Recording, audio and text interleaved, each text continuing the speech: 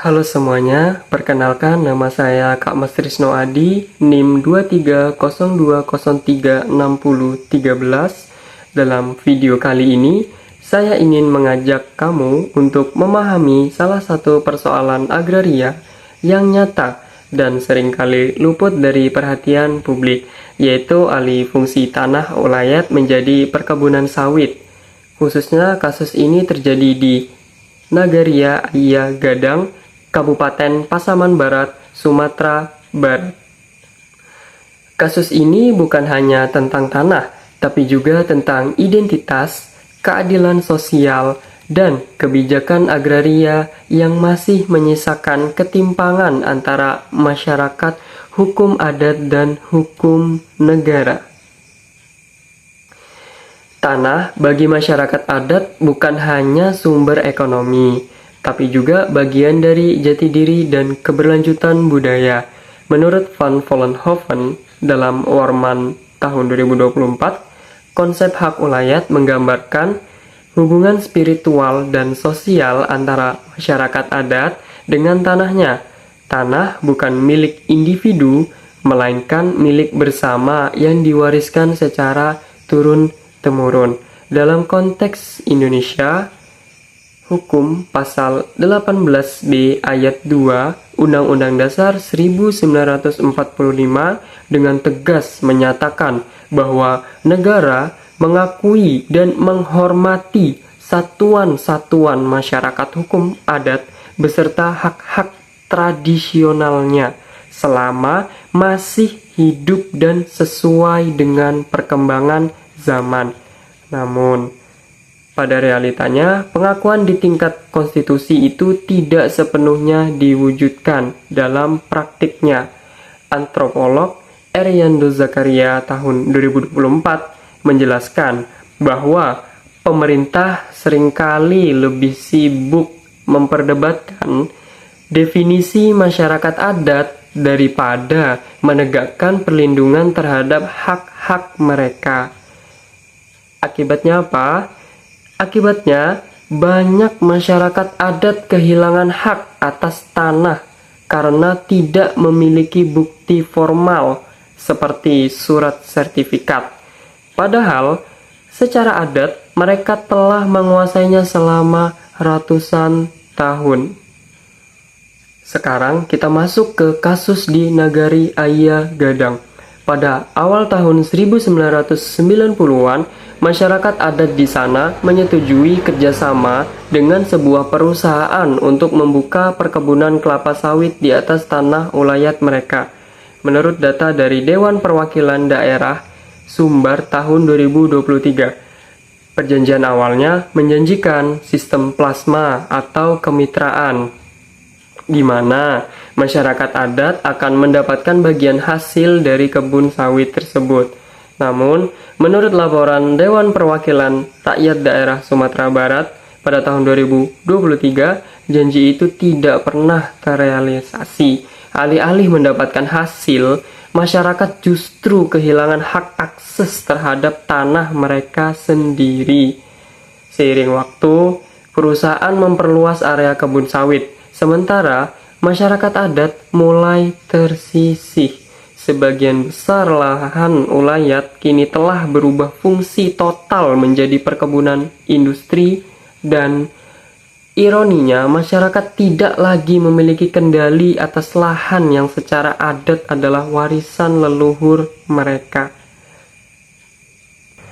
Atas permasalahan alih fungsi lahan tadi yang tidak sesuai dengan perjanjian, dampaknya sangat besar. Dari sisi ekonomi, masyarakat kehilangan sumber penghidupan yang dulu berbasis pada pertanian, karet, dan padi ladang. Menurut penelitian AMAN atau AMAN tahun 2022, hilangnya tanah ulayat seringkali mendorong masyarakat adat menjadi buruh di lahan mereka sendiri, sebuah bentuk ketimpangan baru dalam sistem agraria modern. Dari sisi sosial dan budaya, tanah bagi masyarakat Minangkabau memiliki makna simbolik yang dalam. Dalam sistem matrilineal tanah pusaka, tinggi diwariskan melalui garis ibu sebagai lambang kehormatan kaum. Menurut Abdullah, tahun 2019, kehilangan tanah pusaka sama artinya dengan kehilangan marwah dan identitas sosial kaum Minangkabau. Karena itu, alih fungsi tanah tidak hanya menimbulkan kerugian ekonomi, tetapi juga krisis kultural dan sosial. Beberapa kaum di Ayah Gadang bahkan mengalami perpecahan antara mereka yang mendukung dan juga menolak kerjasama dengan perusahaan yang berujung pada rusaknya solidaritas antar warga. Masalah ini juga memperlihatkan ketimpangan antara hukum adat dan juga hukum negara.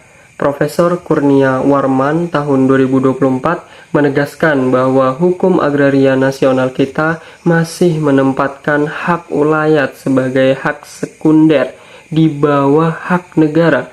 Padahal secara historis, sistem hukum adat sudah ada jauh sebelum hukum negara lahir. Sementara itu, Askani tahun 2024 dari Kementerian ATR BPN menjelaskan bahwa pengakuan masyarakat hukum adat secara administratif baru bisa dilakukan jika sudah ada surat keputusan bupati atau peraturan daerah itu sendiri. Tanpa itu, klaim tanah adat sulit diakui secara hukum formal meskipun bukti sosial dan sejarahnya kuat. Jadi, secara adat, masyarakat Ayah Gadang memang pemilik tanah. Tapi di mata hukum mereka tidak diakui. Inilah bentuk nyata ketimpangan struktural dalam kebijakan agraria nasional. Jika melihat masalah-masalah di atas, harusnya bagaimana penyelesaiannya? Menurut Muhammad Arman tahun 2024 dari Aliansi Masyarakat Adat Nusantara, solusi konflik agraria semacam ini harus mengacu pada prinsip free, prior, and informed consent atau biasa disingkat FPIC. FPIC berarti persetujuan bebas, didahulukan dan diinformasikan dengan jelas kepada masyarakat adat sebelum proyek dijalankan.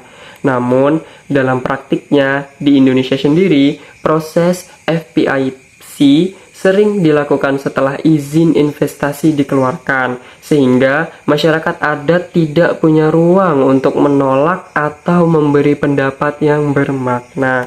Akhirnya apa?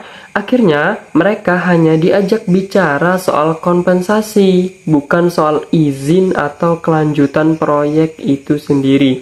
Dalam konteks Ayah Gadang, seharusnya proses musyawarah adat dilakukan sejak awal dengan melibatkan kerapatan adat nagari atau biasa disingkat KAN dan penghulu kaum. Selain itu, pemerintah daerah perlu segera mengesahkan SK Bupati pengakuan masyarakat adat agar tanah ulayat memiliki dasar hukum yang jelas dan bisa dilindungi oleh negara. Menurut Badan Pertahanan Nasional tahun 2023, salah satu cara mencegah konflik agraria adalah dengan mempercepat pendaftaran wilayah adat melalui pemetaan partisipatif. Langkah ini penting agar tanah ulayat tidak lagi dianggap tanah negara tak bertuan. Selain itu, reforma agraria nasional seharusnya tidak hanya menekankan redistribusi tanah kepada individu, tetapi juga harus mencakup pengakuan hak komunal masyarakat adat sebagai bagian dari keadilan agraria sejati.